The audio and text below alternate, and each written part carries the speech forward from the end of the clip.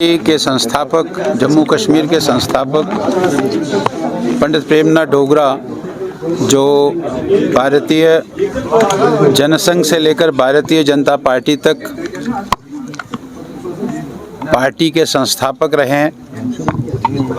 आज उनका जन्मदिन होता है 24 अक्टूबर को। सारे जम्मू कश्मीर में भारतीय जनता पार्टी ये दिन मनाती है। आज कश्मीर में भी हमने इस दिन को मनाया।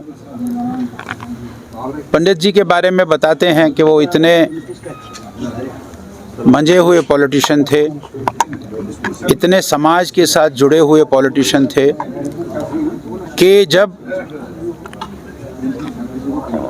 जम्मू आते थे हमारे कश्मीर के नेता, चाहे वो बख्शी गुलाम अहमद थे या चाहे वो शेख अब्दुल्ला जी थे, तो ज़रूर उनकी कोठी पर आकर उनसे मिलते थे। पंडित जी वो आदमी थे जिन्होंने अपनी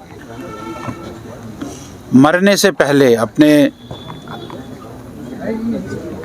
जीवन को परमात्मा से विलीन करने से पहले उन्होंने अपनी कोठी को एक ट्रस्ट को दिया था और उसी कोठी में भारतीय जनता पार्टी का कच्ची छावनी में कार्यालय चलता है।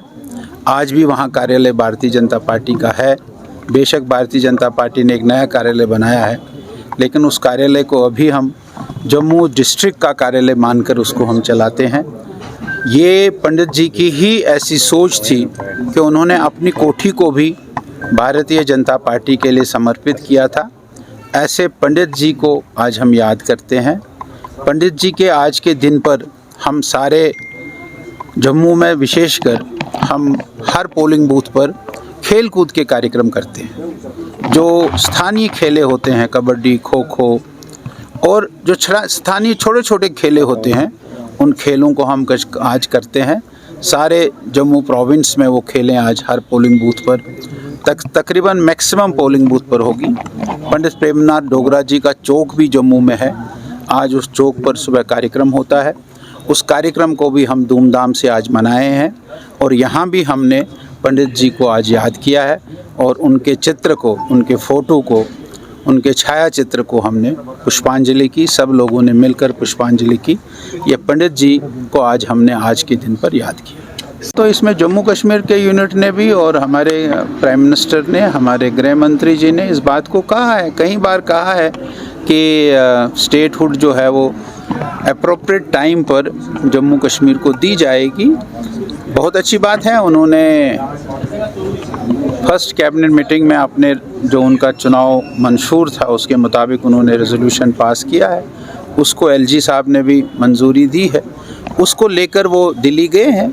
वो कल यूनियन होम मिनिस्टर से मिले हैं। आज रशिया से वापस आ रहे हैं प्रधानमंत्री, शायद उनसे भी मिलेंगे। तो अपनी बात रखेंगे। उनको बात रखने का हक है। उन्होंने अपने मंशूर में इस बात को कहा था, इसलिए हम इसको कोई ऐसा नहीं मानते हैं कि उन्होंने रखा है। बाकी देना ना देना ये केंद्र सरकार तय करेगी। यहाँ एजेंसीज़ हैं, वो एजेंसीज़ तय करेगी कि ये अप्रोप्रिएट टाइम है क्या देने का। अगर अप्रोप्रिएट टाइम उनको लगेगा तो ज़रूर देंगे, उसमें कोई बात नहीं। किस्से जो रोज़ होते हैं ये नहीं होंगे, अमन बहाली होगी तो फिर ठीक है। अगर ये होता रहेगा, गगनगेर के किस्से होते रहेंगे।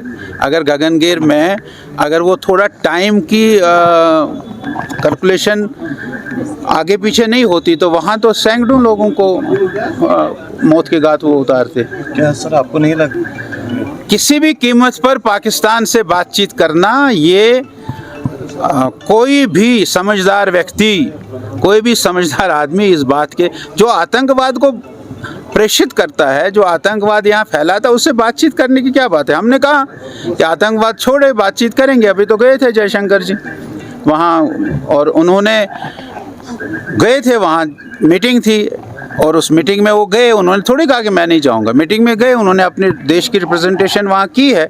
लेकिन जब तक वो मुल्क आतंकवाद को छोड़ेगा नहीं, आतंकवाद की हरकतें नहीं छोड़ेगा और जो वांटेड टेररिस्ट वहाँ बैठे हुए हैं उनको हिंदुस्तान के हवाले नहीं करेगा, तब तक बात करने का कोई मतलब नहीं है। सलाउद्दीन को वापस करे वो तो तब बातचीत हो सकती है, नहीं वापस करेगा तो कोई बातचीत करने का मतलब हम नहीं मानते।